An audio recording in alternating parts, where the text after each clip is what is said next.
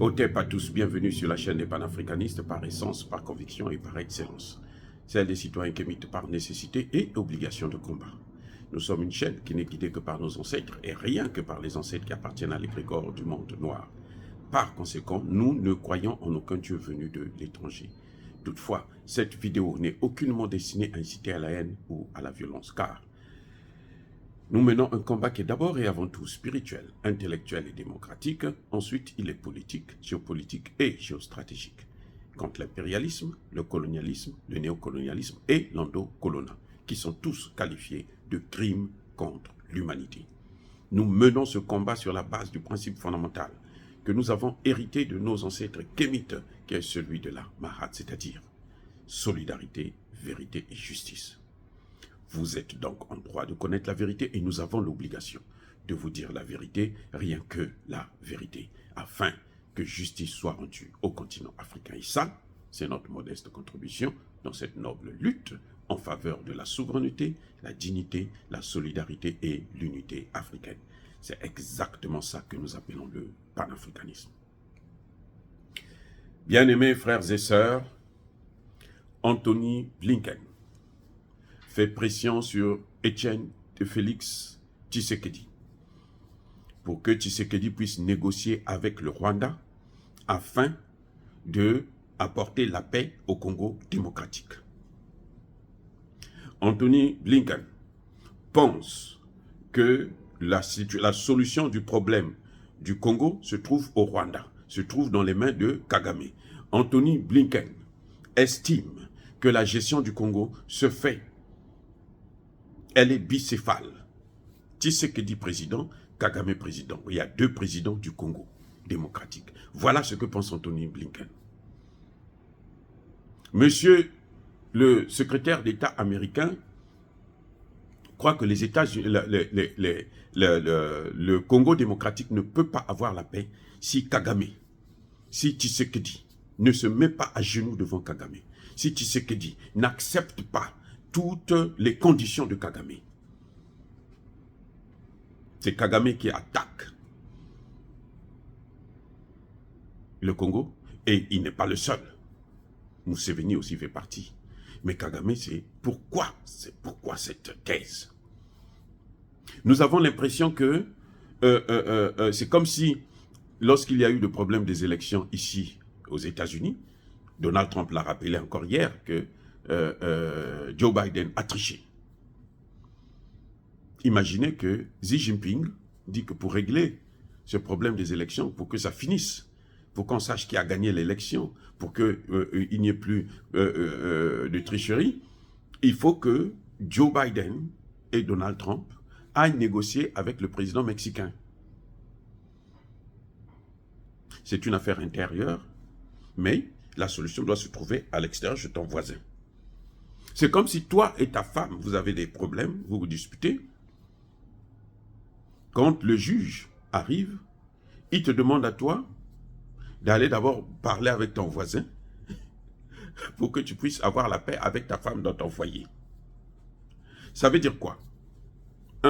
Ça veut dire qu'Anthony Blinken reconnaît que ton voisin est à l'origine de vos problèmes que vous avez dans la maison. Ça veut dire qu'Anthony Blinken se trahit en quelque sorte. Un juge qui dit que non, ben, monsieur, pour avoir la paix entre toi et ta femme dans ta maison, il faudrait que vous puissiez parler avec le voisin. C'est qu'il reconnaît que le voisin là aussi sort avec ta femme. Ça va de soi. C'est que c'est un couple à 3, pas à 2. Maintenant, quand le juge reconnaît ça, pourquoi le juge ne peut pas demander à l'autre, écoute, laisse la femme d'autrui et laisse-les vivre en paix? Pourquoi lui, il doit venir demander au mari, monsieur, vous devrez vous entendre avec lui pour gérer ensemble la femme. En fait, c'est ça. Vous devrez vous entendre tous les deux pour gérer la femme. Qui est ta femme? C'est ta femme à toi, mais le juge te demande, toi, si tu veux vraiment être en paix avec ta femme, si tu veux vraiment vivre tranquille dans ta maison, avec vos enfants, avec toi, tu dois t'entendre avec lui. Vous faites par tour, aujourd'hui c'est lui, demain c'est toi, ainsi de suite. Quel type de juge sera cet homme? Quel type de juge? Monsieur Anthony Blinken, en agissant comme ça, il reconnaît, ça c'est le fait, il reconnaît que Kagame est le gestionnaire de l'Est du Congo. L'Est du Congo, là, ça appartient à Kagame. Et que si Tshisekedi veut reprendre le contrôle, il faut qu'il s'entende avec Kagame. Soit il lui donne une partie, soit Kagame vient s'installer là-bas et les deux, ils gèrent l'Est du Congo. Mais il y a plus profond que ça. En dehors de la reconnaissance que, effectivement, l'Est du Congo doit être géré par les deux, il y a un élément politique grave que je veux vous sortir maintenant.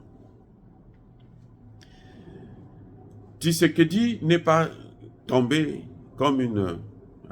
comment dirais-je, n'est pas tombé du ciel. Il n'est pas sorti des cuisses de Jupiter. Tshisekedi a un parrain, un homme politique, qu'il a élevé, qu'il a mené au rang de président, qu'il a mené, qu'il a mis, il a installé sur le fauteuil. Et cet homme s'appelle Paul Kagame. Voilà le grand problème qu'il y a. C'est Kagame qui a pistonné, qui a soutenu, qui a poussé, qui a installé. Comment ça s'est passé? Écoutez bien comment ça s'est passé. Je veux maintenant vous relater les événements.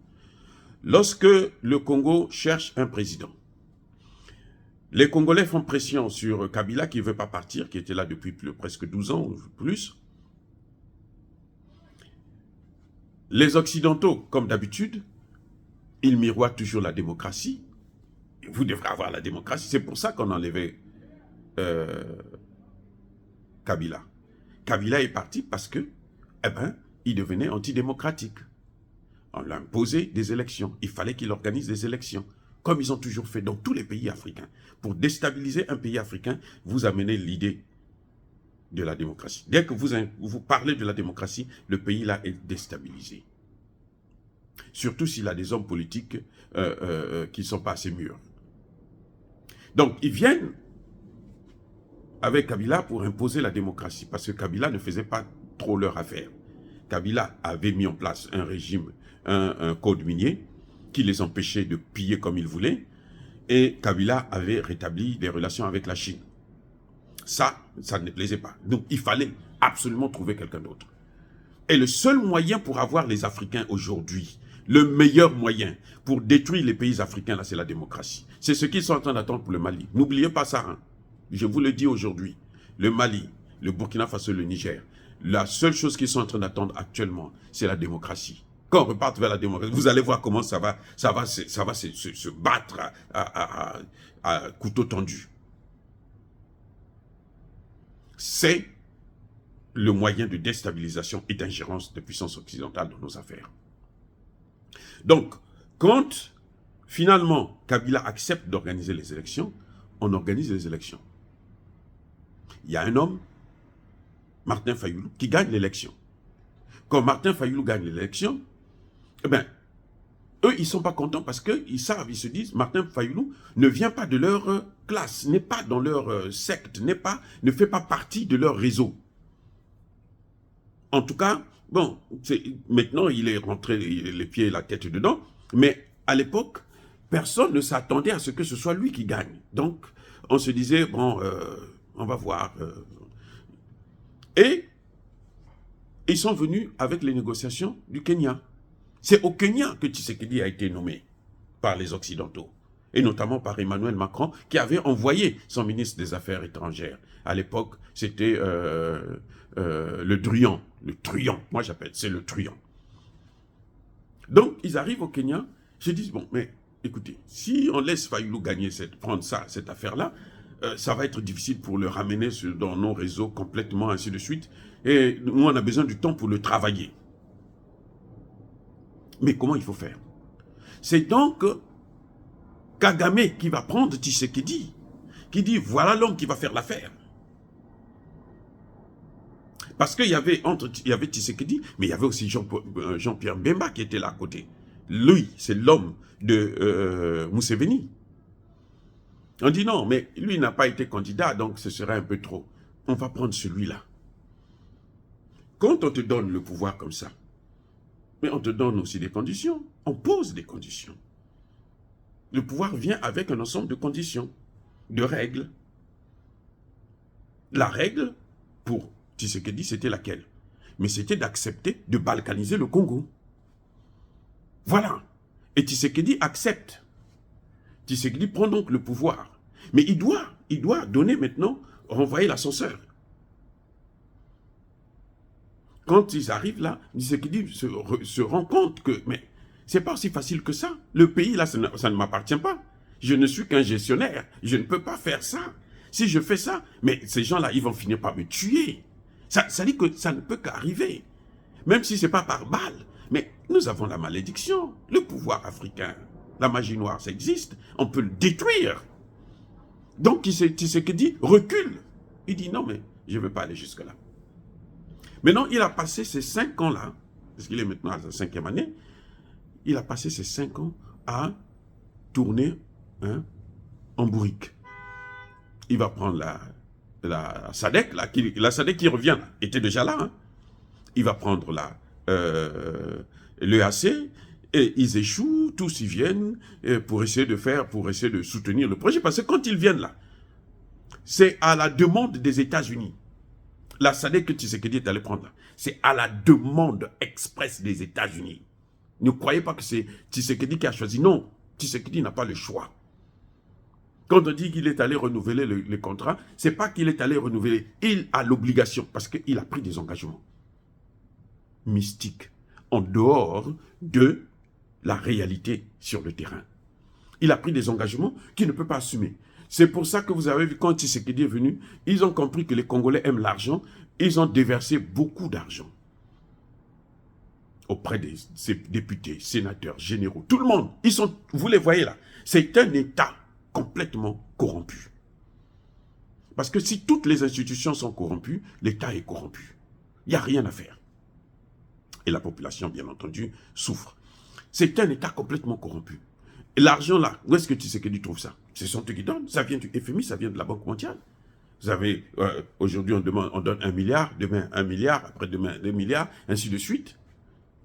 Tshisekedi est en train d'endetter le pays là d'une manière incroyable. Hein. Eh oui, ce que Kabila n'a pas fait de son vivant. Kabila le père, je veux dire. Donc, Tshisekedi est entre le marteau et l'enclume. Il a d'une part les Congolais qui le regardent, qui ne comprennent pas ce qui est en train de se passer, mais il a d'autre part les Américains qui disent, mais attends, tu avais pris des engagements, tu dois les assumer. Et les Américains, ils ont qui? Ils ont Kagame. C'est pour ça que ces derniers temps, ils disent à Kagame, frappe fort. Tous les jours qui passent là, Kagame envoie des nouveaux soldats. Et les soldats que Kagame envoie, ce n'est pas seulement des Rwandais. Il y en a qui viennent des autres pays, le Kenya, le Ouganda, le Burkina, et plutôt le Burundi et autres. Tous ces pays-là envoient des hommes pour venir soutenir Kagame. Parce que Kagame, son armée seule, ne peut pas envahir même pas le nord du Kivu. Kagame fait à peine 21 000 km². C'est rien du tout. Il a à peine 16 millions d'habitants. Il ne peut pas dominer tout un pays comme le Congo. S'il le fait, c'est parce qu'il a le soutien des États-Unis. Donc, quand Anthony Blinken dit à Tshisekedi de négocier avec Kagame, c'est une façon de dire à Tshisekedi, écoute, tu avais pris des engagements, assume tes engagements. Si tu ne fais pas ça, tu vas voir ce qu'on va te faire. On va déstabiliser le pays. Je vous garantis, je vous assure, je vous informe aujourd'hui que le pays, aujourd'hui au Congo, ils sont en cessation de paiement. Pourquoi? Mais parce que les Américains ont fermé. Ils ont fermé le robinet. Ils ont fermé le robinet. Et Tshisekedi, il a qui comme femme? C'est une Rwandaise qui n'a même pas épousé. Hein. On l'a mis là. On lui dit, bon, tu vas prendre comme si c'était ta femme légitime. Plus du tout. Parce qu'elle est là pour contrôler. Et c'est elle qui doit donner des informations. Tshisekedi, c'est pour ça que Tshisekedi passe son temps à boire. Les gars, Voilà le deal. Parce que vous ne pouvez pas concevoir que Anthony Blinken fasse pression sur Tshisekedi. Il est en train d'échouer là en Israël. Même les puissances occidentales aujourd'hui sont en train de le condamner. Ils sont en train d'échouer. Ils ont échoué en Ukraine. Il vient se rabattre là, au Congo, parce qu'ils ont beaucoup à perdre. Toutes les matières premières du Congo démocratique, là, c'est pour les États-Unis. Je dis bien tout, que les Congolais le sachent bien. Vous qui êtes là, vous dansez, vous acclamez. Toutes les matières premières du Congo démocratique, ça appartient aux États-Unis. Et les États-Unis ne veulent pas laisser passer tout ça là. Ils ne veulent pas perdre ça. Et ils sont prêts à brûler le Congo. Et c'est pour ça que vous voyez que quand nous demandons à Tshisekedi, écoute, va voir la Russie, va voir Poutine. Poutine a fait ses preuves au Centrafrique, il a fait ses preuves au Mali, au Burkina, au Niger. Va le voir. Va signer des contrats, des accords militaires avec lui. Tshisekedi s'accroche avec les Occidentaux, qui ne vous donnent pas les armes. Quand Tshisekedi envoie de l'argent pour acheter les armes, ils bloquent ils prennent l'argent et puis ils n'envoient pas les armes. Ils s'en fichent. Tshisekedi ne vous dit pas la vérité. Il faudrait maintenant qu'il parle pour qu'il puisse avoir le soutien des Congolais. C'est la seule chose qu'il faut pour que Tshisekedi puisse gagner cette guerre. Il faut qu'il ait le soutien des Congolais. Et pour obtenir le soutien des Congolais, les Congolais ont déjà posé les conditions. Tu nous fais partir la MONUSCO. Ce que Tshisekedi, il a demandé ça aux Nations Unies du bout des lèvres. Non seulement tu fais partir la MONUSCO, tu vas en Russie. Tu vas nous voir Poutine. Tu vas négocier avec Poutine. Et il va te trouver la solution. C'est inévitable. Poutine est prêt et disponible. Puisque la Russie, c'est le seul pays qui ne nous a jamais fait du mal, qui ne nous a jamais colonisé. Au contraire,